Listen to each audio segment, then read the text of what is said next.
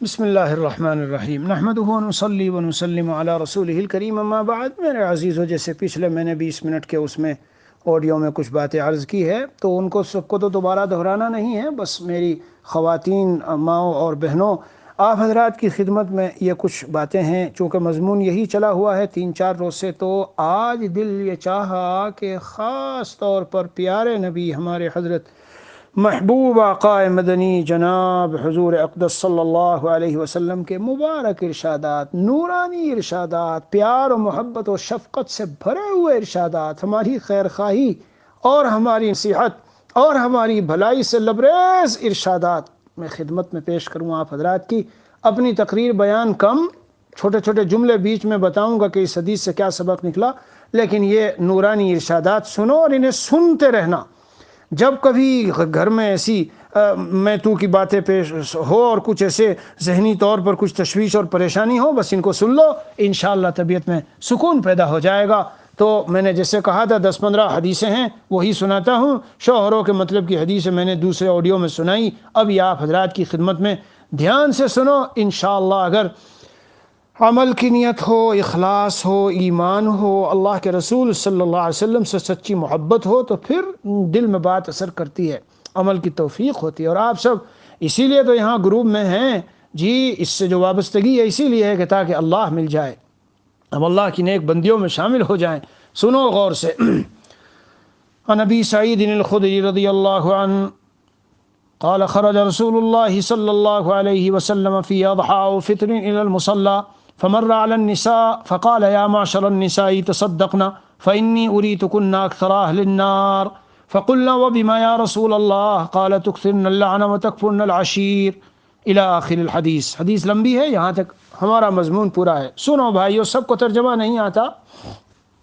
نبی اکرم صلی اللہ علیہ وسلم عید الاضحیٰ عید الفطر کے موقع پر مصلی عیدگاہ کی طرف نکلے، عورتوں کے پاس سے گزرے تو ان سے یہ کہا، اے عورتوں کی جماعت، ذرا صدقہ کرتی رہا کرو، صدقہ کرتی رہا کرو، کیونکہ صدقے سے اللہ کا غصہ ٹھنڈا ہوتا ہے، عذاب جہنم، نار جہنم سے حفاظت ہوتی ہے اور بہت سی بلائیں ٹلتی ہے۔ اور پھر کیا بتایا؟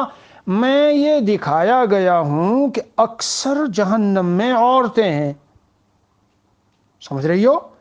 مجھے یہ دکھایا گیا، بطریق کشف دکھایا گیا، بطریق وحی دکھایا گیا، جو خسوف کی نماز تھی جی، سورج گرہن ہونے کی اس کے وقت دکھایا گیا، یا معراج میں دکھایا گیا۔ زیادہ راجع اسی کو کہتے ہیں جو بہرحال خسوف کی نماز میں تھا، لیکن خیر مختلف اقوال۔ تو خلاصہ آپ کو تو یہ بتانا ہے، اللہ کے رسول صلی اللہ علیہ وسلم فرماتے ہیں مجھے یہ بات دکھائی گئی کہ جہنم میں اکثر عورتیں ہیں۔ ایک اور روایت میں یہی مضمون اس طرح سے آیا، اطلعت فی الجنہ، میں نے جنت میں جھانک کے دیکھا، فرأیت اکثر اہلہا الفقراء، وہاں اکثر میں نے جو جنتی دیکھے وہ فقراء لوگ تھے، فقر والے دنیا میں۔ اور واطلعت فی النار، میں نے جہنم میں جھانک کے دیکھا، فرأیت اکثر اہلہا النساء، تو جہنمی اکثر میں نے عورتیں دیکھی۔ قابل احترام میری ماں بہنوں اور امت کی شہزادیوں، آپ حضرات کو یہ حدیث سنانے کا مقصد کیا ہے؟ اب سنو آگے، جو مقصد ہے وہ سنو آگے۔ فقلنا وبما یا رسول اللہ، صحابیہ حضرات نے، حضرات صحابیہ نے درخواست کی اور سوال کیا، اے اللہ کے رسول ایسا کیوں؟ وہ ڈرتی تھی، ان کے دل میں خوف تھا، تاکہ سبب کا علم ہو نا، ہمیں پتہ چلے کیوں ہم جہنم میں جا رہی ہیں تو اس سے بچ سکے۔ تو میری ماں بہنوں، یہ سوال ہم سب پہ احسان ہے، آپ سب امت کی سب خواتین پر احسان ہے، یا ان کا احسان ہے، انہوں نے احسان کیا سوال کر کے، ورنہ پتہ نہ چلتا کیوں۔ حضور علیہ الصلاۃ والسلام نے ارشاد فرمایا، تکثرن اللعن، تم لوگ لعنت بہت بھیجتی ہو، وتکفرن العشیر، اور شوہر کی نعمتوں اور احسانات کی ناقدری کرتی ہو۔ یہ زبان کے گناہ ہیں۔ جب چاہا اولاد کو کوسنے لگ گئی، شوہر کے اوپر دعائیں دینے لگ گئی، جسے چاہا جو کہنے لگ گئی جی، اور احسانات، شوہر کے احسانات کی ناقدری، ناشکری، یہ بس پلے سے گرا باندھ لو۔ آپ سب کو کہہ رہا ہوں، جتنی بیان سنتی ہے، اللہ تعالیٰ کی محبت چاہتی ہو نا، رضا چاہتی ہو، اللہ کا قرب چاہتی ہو، اللہ تعالیٰ کی ہم سے خوش ہو جائیں، راضی ہو جائیں اور ہمیں دنیا آخرت کا سکون دے دیں، چاہتی ہو نا، جبھی تو بیان سنتی ہو۔ جنت ہماری مطلوب ہے، کیونکہ جنت اللہ تعالیٰ کے ملنے کی جگہ ہے، اور جہنم انتہائی خطرناک جگہ ہے، وہ اللہ کے غصے اور قہر اور عذاب اور اللہ کی پنشمنٹ اور عذاب کی جگہ ہے۔ تو معلوم ہوا جہنم سے حفاظت چاہیے، اور جنت میں داخلہ تو جہنم سے حفاظت کا عظیم الشان معاملہ، یعنی یہاں خاص بات بتائی گئی۔ مرد لوگ کیوں جہنم میں جائیں گے، بہت کچھ وجوہات ہیں، لیکن عورت ان کی خاص بات بتائی گئی۔ پلے سے گرا کیوں نہیں باندھ لیتی؟ کیا اگر ہمارا شوہر ہمارے 100 مطالبات اور 100 کاموں میں سے 25 بھی کر دے تو ہم جب بھی قدردان رہیں، لیکن ہند و پاک کے شوہر عام طور سے 70 75 80 کر دیتے ہیں، اور جو 20 بیچاروں سے نہیں ہو پاتا، اپنی کوششوں کے باوجود نہیں ہو پاتا، چاہتے ہیں کہ کچھ کر لیں۔ یہ میں نے ایک دن بیان میں کہا تھا کہ عام طور سے ہمارے ہند و پاک کے جو ہیں یہ اپنی اولاد اور بیوی بچوں ہی کے لیے سارا سب کچھ کر کے انہی کو سب کھلانا پلانا چاہتے ہیں، اسی میں ان کی خوشی ہوتی ہے۔ سمجھ رہی ہو تو دیکھ لو، غور کر لو، ایسے جملے، ایسی ادائیں، ایسی چیزیں، ایسی باتیں، ایسے اقوال و افعال جس سے شوہر کے دل کو ٹھیس پہنچے، ایسا جملہ بولا کہ اسے احساس ہوا جیسے میں نے اس کے ساتھ کبھی کچھ کیا ہی نہیں۔ وہ ایک روایت ہے لمبی، وہ بھی حدیث شریف ہے، ان احسنت الى احداهن الدهر ثم رأت منك شيئا قالت ما رأيت منك خيرا قط۔ ایسی مت بنو، یہ عورت کی فطرت بیان ہوئی ہے۔ زمانے بھر احسانات کرتے رہو، کبھی اتفاق سے کبھی کوئی ایک بات پیش آ گئی تو یہ کہے گی جب سے اس گھر پہ قدم رکھا ہے مصیبتیں ہی دیکھی، میں نے راحتیں تھوڑا ہی دیکھی۔ تمہارے ساتھ جب سے زندگی گزر رہی ہے، جب سے اپنا گھر چھوڑا ہے میں تو کبھی سکون دیکھا نہیں۔ چاہو بیچارہ تڑپ کے مر گیا ہو، خون پسینے کی کمائی ایک کر کے، اور گھر میں جو کچھ اس سے بن پڑتا ہو کر رہا ہو۔ سن لیجئے، میں کسی کے فیور میں نہیں بول رہا ہوں، یہ حدیث سنا رہا ہوں، حدیث، اور میں نے کہا آج حدیثیں ہی سناؤں گا 20 منٹ میں، اس لیے خاص اہتمام رکھیے۔ اور اگر کبھی ایسا ہو جائے جوش غصے میں، تو اگلی مرتبہ اگلے دن میں معذرت کر لو۔ میں غصے میں تھی اور اس طرح سے باتیں نکل گئی، ماشاءاللہ آپ یہ بھی ہیں، یہ بھی آپ نے کیا، یہ بھی کرتے ہیں، یہ بھی کرتے ہیں، یہ بھی چیزیں ہیں، یہ بھی ہے، جی دل خوش کر دو۔ خود بخود عام متن جو دیندار لوگ ہیں وہ معاف کر کے ہی رہتے ہیں، رہنا ہی چاہیے۔ آدمی میں رکھا کیا ہے؟ میں تو ایک اصول تم لوگوں کو بیان کرتا ہوں، ساری دنیا کے مسلمانوں کو، کہ آگے پیچھے کے سب اپنے حقوق انسانوں سے معاف کرو، اور یہ کہہ کے معاف کرو الہ العالمین میں نے سب کو معاف کیا ہے۔ جس نے بھی جو بھی کچھ کسی طرح کا آبرو عزت کا حق ہو، مال کا کسی بھی طرح کا ہو، کیوں؟ اے اللہ مجھے آپ کی معافی چاہیے، آپ جب میں مروں تو مجھے معاف کر دیں، اس لیے میں نے بھی سب کو معاف کیا۔ دیکھنا کیا ہوگا۔ تو بھائی بات ذہن میں آئی، اس لیے ایک بہت اچھا اصول بتاؤں، حدیثیں ہی سنا رہا ہوں، بہت اچھا اصول۔ عمرو بن شعیب عن ابیہ عن جدہ رضی اللہ عنہ ان رسول اللہ صلی اللہ علیہ وسلم قال خصلتان من كانتا فیہ كتبہ اللہ شاکرا صابرا۔ دو عادتیں جس میں ہو اللہ اسے شاکر و صابر لکھتے ہیں۔ من نظر فی دینہ، دین میں دیکھے اوپر والے کو اور دنیا میں دیکھے نیچے والے کو، اور دین والے کی اقتدا کرے، اور جب دنیا والے کو دیکھے اللہ کا شکر ادا کرے، الحمدللہ مجھے اللہ نے یہ بھی دیا، یہ بھی دیا، یہ بھی دیا، اور یہ بندہ بندی اللہ کا شکر گزار بندہ ہے، صبر والا بھی ہے۔ اور جو دین میں تو دیکھے گھٹیا والے کو، اور دنیا میں دیکھے اوپر والے کو، اور افسوس کرے میرے پاس یہ بھی نہیں، نہ اللہ لم یکتب اللہ شاکرا ولا صابرا۔ میری ماں بہنوں تمہیں اصول بتانا چاہتا ہوں، یہ دیکھو بڑے بڑے گھرانوں میں جہاں دوستوں کے ساتھ جانا ہوتا ہے، ان گھرانوں کو مت دیکھو، چھوٹے والوں کو دیکھو کہ ان کے پاس تو وہ بھی نہیں، میرے شوہر نے مجھے یہ بھی دیا، جینا بھاری نہ کرو کہ میرے محلے میں فلاں عورت کے گلے میں نے ایک ہار دیکھا ہے، مجھے وہ ہار چاہیے، میرے محلے میں عید کے دن فلاں کو جوڑا پہنے ہوئے دیکھا ہے، وہ جوڑا چاہیے، فلاں شادی ہوئی فلاں، حالانکہ وہ ہم سے کم درجے کے ہیں، اتنا عالی شان جوڑا بنا کے شوہر نے ان کو اپنی بیوی کو دیا، آپ سے اتنا بھی نہیں ہوتا ہمارے لیے؟ کیسے دل پہ چھری چلے گی اس کی، اور بیچارے کی جتنی اس کی ہمت ہے تو کر تو رہا ہے، دے تو رہا ہے بنا کے۔ چلو آگے بڑھو، حدیث نمبر 2 تو سنا دی میں نے، کہو حدیث نمبر 3۔ عن ابی ہریرہ رضی اللہ عنہ قال قال رسول اللہ صلی اللہ علیہ وسلم اذا دعا الرجل امراته الى فراشه فابت فبات غضبان لعنتها الملائكة حتى تصبح، متفق علیہ۔ وفي رواية لهما قال والذي نفسي بيده ما من رجل يدعو امراته الى فراشه فتاب عليه الا كان الذي في السماء ساخطا عليها حتى يرضى عنها۔ حضور اقدس صلی اللہ علیہ وسلم کا ارشاد ہے، جب آدمی اپنی بیوی کو بلائے ادھر آ جاؤ بستر پر، اور وہ انکار کرے، اب سنو یہاں، اچھا انکار کرے تو اس حال میں اگر شوہر نے رات گزاری کہ وہ ناراض تھا، پوری رات فرشتوں کی لعنت ہوتی رہے گی۔ ترجمہ سنا رہا ہوں۔ اور دوسری ایک روایت اسی میں ہے کہ اس ذات کی قسم، حضور صلی اللہ علیہ وسلم فرما رہے ہیں، سن لینا قسم کھا کے، قسم کھا کے، آپ صلی اللہ علیہ وسلم کو قسم کھانے کی ضرورت ہے نہیں، قسم کھا کے فرماتے ہیں، اس ذات کی قسم جس کے قبضے میں میری جان ہے، کوئی آدمی نہیں جو اپنی بیوی کو بستر پر بلائے جی اور وہ انکار کر دے، مگر وہ جو آسمان میں ہے اس پر ناراض رہے گا یہاں تک کہ وہ شوہر اس سے راضی ہو جائے۔ خاص ضرورت جو شوہر و بیوی کے درمیان اس دیواجی حقوق اور اس کا معاملہ ہے، سننے والیاں سب سمجھتی ہیں، اس کے لیے بلائے اور کوئی عذر نہ ہو، یہ لفظ بڑھا لو، یہ لفظ بڑھا لو، اور کوئی شرعی عذر نہ ہو، خواہ کے لیے۔ بہت زیادہ ہیں آج کل یہ کیس، بہت زیادہ ہیں، بہت زیادہ ہیں۔ اور اس میں بیچ میں بریکٹ میں ایک جملہ بڑھانا چاہتا ہوں، 90% یا کم از کم 80% جنات و شیاطین کا دخل ہے۔ اس کی تشریح کبھی موقع ہوا اور اس موضوع پر بیان ہوا تو پھر میں تشریح کروں گا، لیکن جنات و شیاطین کا دخل ہے، مگر آدمی کو دم کرنا چاہیے اور وہ کرنا چاہیے، وہ موضوع الگ ہے۔ لیکن بہرحال یہ بہانہ بنا کر خواہ کے لیے اور شوہر کو ناراض رکھنا بہت سخت وعید ہے۔ دیکھ لیجئے کتنی سخت وعید ہے۔ ایک روایت میں حدیث شریف میں آیا، جب وہ بلائے، وہ انکانت علی التنور، اگرچہ وہ تنور پہ بیٹھی روٹی پکا رہی ہے اسے آ جانا چاہیے اور روٹی کا نقصان گوارا کیا جائے گا۔ چلو آگے، حدیث نمبر 3 یا 4، عن انس رضی اللہ عنہ قال قال رسول اللہ صلی اللہ علیہ وسلم المرأة اذا صلت خمسها وصامت شهرها واحسنت فرجها واطاعت بعلها فلتدخل من اي ابواب الجنة شاءت۔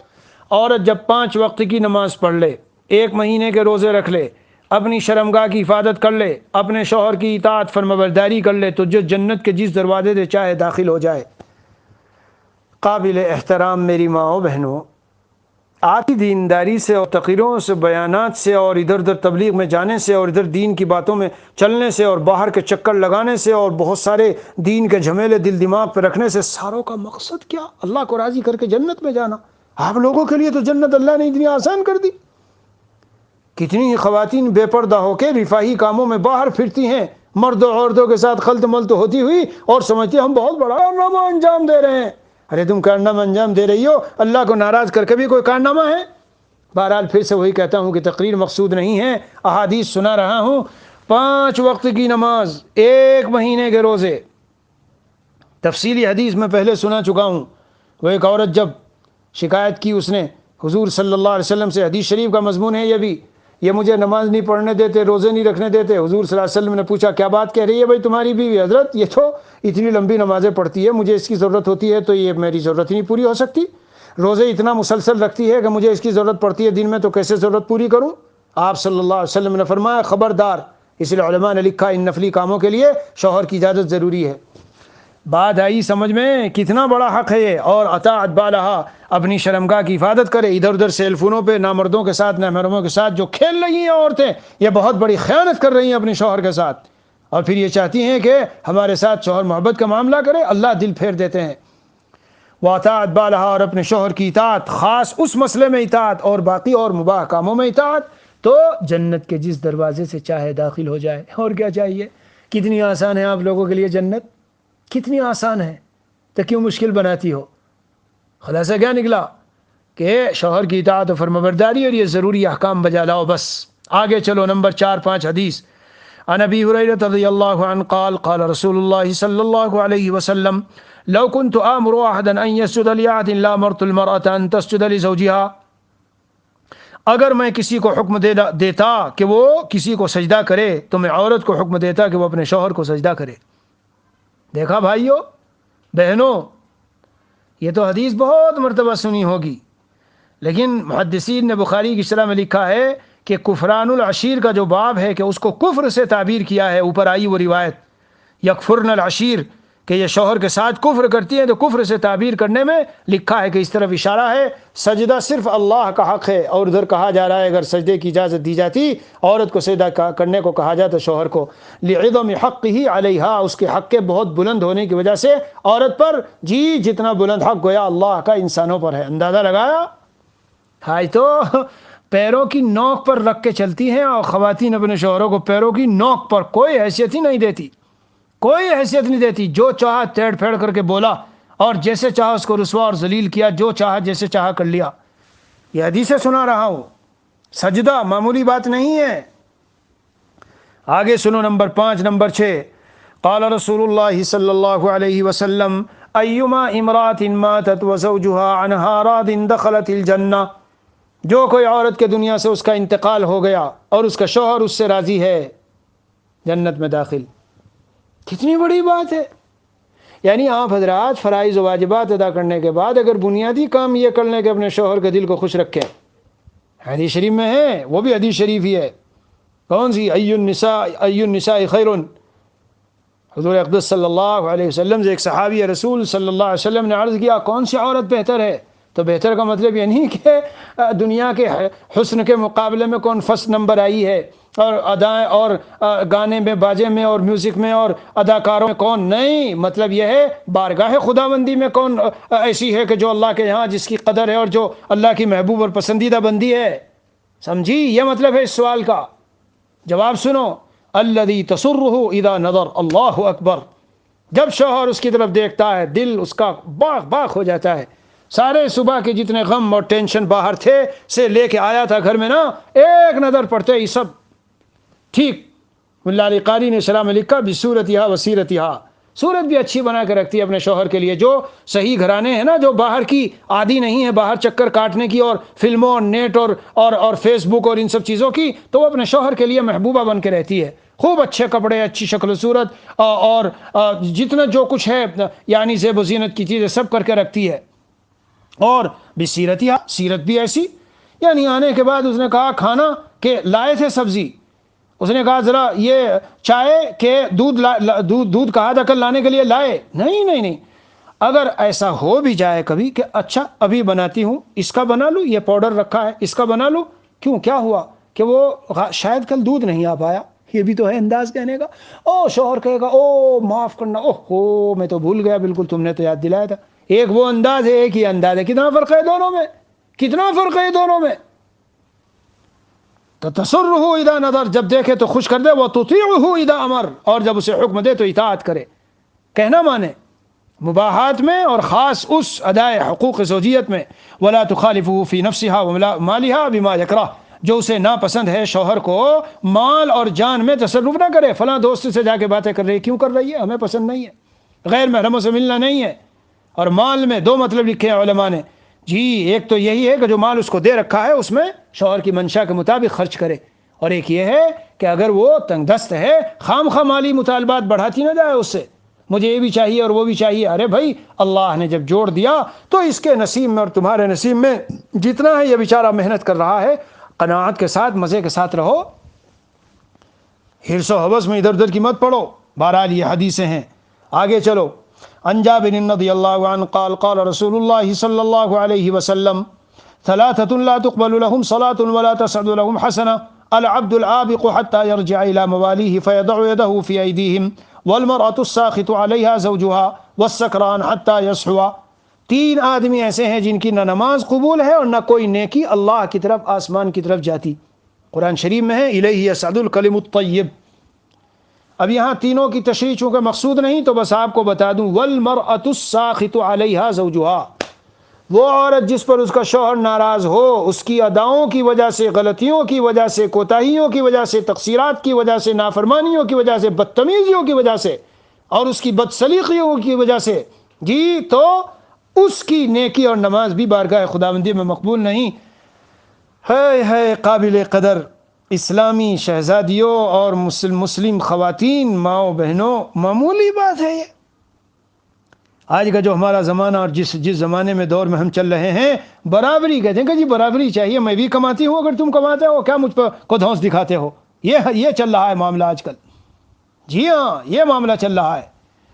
اس لیے میں نے میرا جی چاہا کہ ذرا کچھ احادیث شریفہ سنا دوں. تو میری ماں بہنوں یہ سب 5-7 حدیثیں آپ لوگوں کو سنائی ہیں، اور اسی طرح 5-7 حدیثیں میں نے آپ کے شوہروں کو، اگر ان کے اندر سے ہم نچوڑ نکالیں تو بالکل زندگی شیر و شکر ہو جائے.